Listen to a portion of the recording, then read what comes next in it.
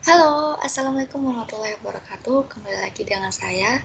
Perkenalkan, nama saya Era Galuh Khairunisa, NIM 2019-31270. Di kesempatan ini, saya akan mempresentasikan sebuah bisnis bernama Aiko. Oke, langsung saja. Oke, masuk ke latar belakang. Memasak sendiri di rumah ini merupakan sebuah awal dari pola hidup yang sehat. Dan pola hidup yang sehat ini akan menjadi gerbang awal kita untuk menuju masa tua yang bahagia. Jadi, memasak ini menjadi sebuah kebutuhan dasar setiap makhluk hidup demi memuaskan rasa laparnya. Namun, sebagian masyarakat di Indonesia ini masih merasa malas memasak. Nah, kendala utamanya ini saat memasak salah satunya adalah sibuk. Chef Arnold sendiri pernah mengatakan bahwa sekitar 90% masyarakat di Indonesia masih terkendala waktu atau disibukkan dengan pekerjaan. Karena kesibukan tersebut, mereka masih merasa sulit dalam memasak karena biasanya mereka tidak memiliki kesempatan waktu untuk belajar memasak. Chef Arnold juga pernah mengatakan bahwa dalam image orang Indonesia, masak ini sulit atau ribet, apalagi dalam prosesnya itu mulai dari pencucian, pemotongan, serta pemasakan. Padahal masak itu sederhana, tidak ada masak yang sulit. Ini kata Chef Arnold, juri Master Chef di Indonesia. Nah, tingkat kesibukan yang tinggi di kota-kota besar membuat banyak masyarakat Indonesia yang memilih untuk membeli makan cepat saji karena tidak ada waktu untuk memasak di rumah. Padahal, menurut studi yang dilakukan oleh Julia Awolsoft NPP yang menganalisa data survei dari National Health and Nutrition Examination menyebutkan orang yang sering memasak di rumah akan mengkonsumsi lebih sedikit karbohidrat, gula, dan lemak daripada orang yang jarang memasak di rumah. Nah, hal ini menunjukkan orang yang lebih sering memasak di rumah itu lebih sehat karena kita lebih tahu kandungan apa saja yang ada dalam masakan kita. Nah, oleh karena itu, di sini saya mempunyai solusi dalam permasalahan yang telah saya sampaikan tadi, yaitu dengan mengembangkan bisnis iCook. Di mana iCook ini merupakan bisnis di bidang kuliner yang memang menyediakan berbagai macam bahan siap masak lengkap dengan bumbu masakan. Jadi iCook di sini merupakan solusi untuk memasak di rumah dengan cepat dan nyaman. Nah, visi misi dari iCook sendiri ini yang pertama adalah menjadi pelopor makanan inovatif, higienis, dan praktis bagi kesehatan gizi dan perekonomian masyarakat. Dan misinya yang pertama yaitu selalu berinovasi dalam membuat menu baru yang sesuai dengan keinginan konsumen tanpa mengesampingkan kualitas. Yang kedua, memberikan kualitas pelayanan nomor 1 untuk konsumen dan distributor. Yang ketiga, membangun jaringan distribusi yang luas hingga ke pelosok negeri. Yang keempat, mengedepankan kualitas sumber daya manusia agar menjadi perusahaan dengan SDM terbaik. Yang terakhir, mengutamakan tanggung jawab, loyalitas, serta kemauan untuk terus belajar dan memahami teknologi yang berkembang saat ini. Adapun produk utama yang dijual dalam usaha ini adalah bahan siap masak.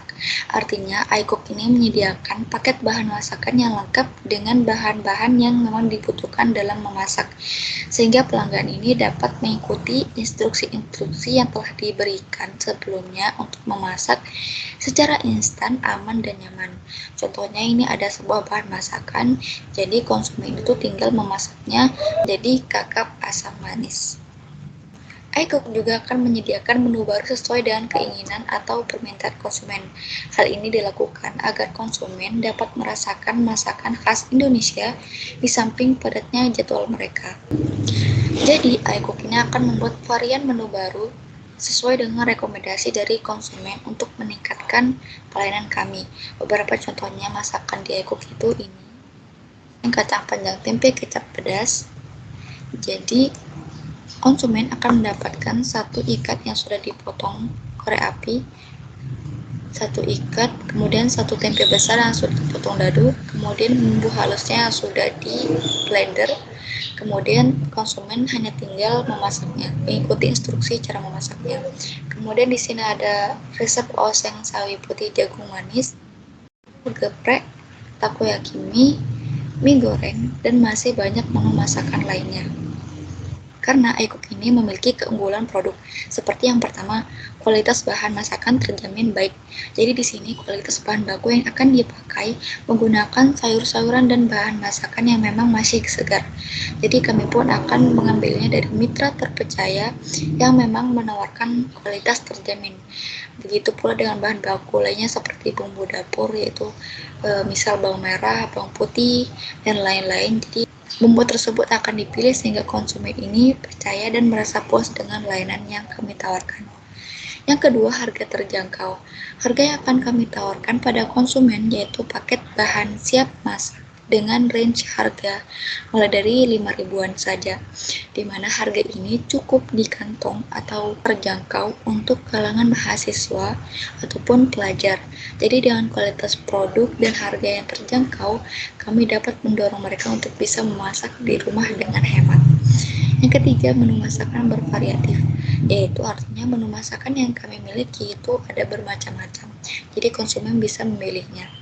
Yang keempat, menghemat waktu dan tenaga, artinya konsumen ini dapat menghemat waktu dan tenaga mereka saat membeli kebutuhan masak di pasar ataupun pada saat pengolahan masakan tersebut. Adapun proses yang kami lakukan pada saat membangun usaha yang pertama adalah merancang bisnis plan. Jadi untuk mempermudah kita dalam mengetahui sebuah usaha kuliner. Hal yang perlu diperhatikan dalam bisnis plan ini adalah nama brand, identitas brand, kemudian target pasarnya, produk yang akan dijual, dan sistem operasi. Yang kedua, menentukan supplier. Jadi kami akan mencari supplier atau pemasok yang menyediakan bahan baku terbaik agar produk kuliner kita dapat diolah menjadi produk makanan yang bercita rasa lezat. Selanjutnya, kami akan menghitung modal. Jadi besar modal ini sesuai dengan usaha yang diinginkan. Jadi tergantung, berbeda-beda pula. Jadi jika ingin merintis usaha kuliner dalam skala yang lebih besar seperti restoran di dalam mall, maka modal yang diperlukan juga lebih besar daripada mendirikan sebuah usaha kuliner yang seperti warung atau kedai-kedai. Kemudian yang keempat, memilih lokasi. Salah satu faktor terpenting yang tidak bisa dilewatkan, karena strategis tidaknya sebuah lokasi dari usaha kuliner juga bisa jadi penentu kesuksesan. Jadi harus pilih lokasi yang ramai dikunjung dan mudah diakses konsumen atau pelanggan. Selain itu, hindari mengambil tempat di samping usaha kuliner yang memang sudah memiliki nama besar, karena konsumen itu cenderung memilih nama brand yang sudah mereka kenal. Jadi peluang kita mendapatkan konsumen itu lebih kecil. Selanjutnya, kami akan memilih menu yang ditawarkan. Jadi harus tentukan dulu menu apa yang saja yang akan dijual. Juga pertimbangkan sebaik mungkin dengan meriset kompetitor, bahkan juga bisa berkreasi, berinovasi, membuat menu sendiri. Namun harus dipastikan menu makanan ini memiliki cita rasa yang khas. Selanjutnya, melakukan promosi. Jadi adanya promo ini ibaratnya sebuah magnet bagi para konsumen. Jadi strategi promo juga merupakan strategi jitu untuk menarik kembali minat konsumen, terlebih ketika usaha ini sedang sepi pengunjung. Selanjutnya, melakukan inovasi menu makanan. Jadi supaya pelanggan ini tidak bosan dengan produk kuliner kita, tak ada salahnya untuk melakukan inovasi-inovasi baru, seperti menambah untuk occasion tertentu. Jadi selain itu juga bisa mengupgrade kemasan hingga mengubah cara penyajian masakan. Selanjutnya adalah merekrut sumber daya manusia. Hal ini dilakukan agar membantu kita dalam memperlancar usaha sehari-hari, karena menjalankan usaha kuliner sendirian itu akan terasa sangat berat. Selanjutnya, peluang usaha. Kebutuhan akan makan dan minum merupakan kebutuhan dasar yang harus dipenuhi setiap orang. Maka dari itu, bisnis kuliner saat ini semakin berkembang karena masyarakat lebih membutuhkan makanan yang praktis dalam pembuatan, penyajian, dan cara konsumsinya. Selain punya potensi yang besar, usaha kuliner juga merupakan usaha yang fleksibel karena dapat dimulai dari skala kecil dengan modal yang terjangkau. Usaha kuliner ini juga memiliki banyak varian, mulai dari cemilan, minuman, jajanan pasar, dan makanan berat lainnya. Maka dari itu, peluang usaha ini sangat besar sekali. Kemudian peluang pengembangan. Semakin banyaknya varian kuliner, maka akan mempermudah pengusaha untuk terus mengembangkannya karena terdapat banyak pilihan dalam memulai usaha kuliner. Terutama karena masih dalam suasana pandemi, bisnis kuliner ini salah satu jenis usaha yang cukup populer. Dengan adanya aplikasi pengantar makanan online seperti Gojek dan Shopee Food, ini semakin mempermudah dalam membangun sebuah bisnis kuliner. Kemudian analisis manajemen. Bisnis ini dimiliki bersama dengan sistem bagi modal. Bisnis ini dikelola secara bersama-sama dan tiap orang mempunyai tugasnya masing-masing. Anggota kami terdiri dari 3 orang, yang masing-masing mempunyai tugas mengolah bahan masakan, mengatur keuangan, dan mengantar pesanan ke konsumen. Kemudian analisis pasar. Yang pertama, target pasar. Jadi target ini kami pilih berdasarkan survei di mana rata-rata yang sibuk dengan kuliahnya atau pekerjaannya. Maka kami akan memprioritaskannya kepada target tersebut, yaitu di kalangan anak mahasiswa atau pelajar, kemudian ibu rumah tangga dan pegawai kantoran. Kemudian untuk konsep pemasarannya, kami menggunakan 7P, yaitu produk. Jadi produknya ini menggunakan kualitas bahan menjamin kesegarannya, entah itu dari sayur-sayuran dan bumbu-bumbu dapur.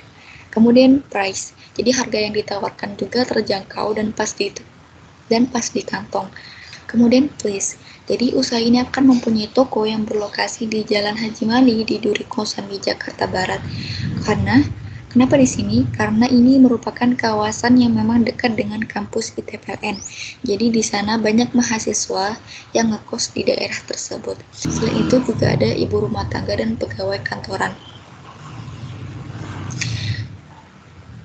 Yang keempat, promotion.